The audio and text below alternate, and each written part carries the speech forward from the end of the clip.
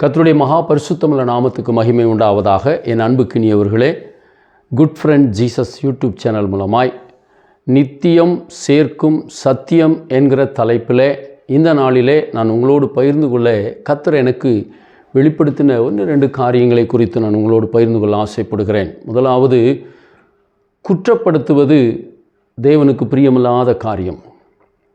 இந்த குற்றப்படுத்துகிற காரியத்தை நாம் விட்டுவிடும்படி ரோமருக்கு எழுதிய நிருபம் 2ஆம் அதிகாரம் 1 வசனத்திலே அப்போஸ்தலனாகிய பவுல் சொல்லுகிறார், மற்றவர்களை குற்றப்படுத்துகிற நீ யாராயிருந்தாலும் சரி, நீ அதே குற்றத்தை செய்ய போகிறதுனால ஒருவன் குற்றம் செய்தான் என்று சொல்லி நீ எதை நியாயம் தீர்க்கிறாயோ அதே நியாய தீர்ப்பு உன் தலையின் மேல் வரும் என்று அதனுடைய விளக்கம் சொல்லுகிறது. வெளிப்படுத்தின விசேஷத்தில் திவ்ய வாசகனாகிய யோவான் சொல்லுகிறார், நம்முடைய சகோதரர்களை ஓயாமல் குற்றப்படுத்தும்படி தள்ளப்பட்டு போன சத்துரு, பாம்பு, சாத்தான் என்று சொல்லப்படுகிறவன், வலுசற்பம் என்று சொல்லப்படுகிறவன் தேவனுக்கு முன்பாக நம்மை குற்றப்படுத்தி கொண்டே இருக்கிறான். ஆண்டவர் சொல்கிறார், குற்றப்படுத்துகிற வேலையை செய்வது அவனுடைய வேலை, மனிதனுக்கு மன்னிப்பதே தகும் என்று கர்த்தருடைய வேதம் சொல்லுகிறது.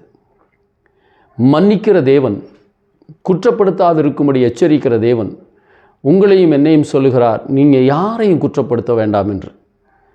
நாம் இப்போ சமீப நாட்களிலே பார்க்கிறோம், கர்த்தருடைய ஊழியர்களை, அவர்களுடைய ஊழியத்தை, அவருடைய நடத்தையை, அவர்களுடைய ஒவ்வொரு ஆக்டிவிட்டீஸையும் பார்த்தீங்கன்னா அந்த ட்ரோல்னு சொல்கிறாங்க, அது மாதிரி பண்ணி கர்த்தருடைய ஊழியர்களை ரொம்ப வேதனைப்படுத்துகிறார்கள். ஏன்? ஊழியர்களை குற்றப்படுத்துகிறதை நாம் பார்க்கிறோம். அது நமக்கு தேவையில்லை. குற்றப்படுத்துகிறவனை கர்த்தர் நியாய தீர்ப்பின் நாளுக்கென்று நியமித்து வைத்திருக்கிறார்.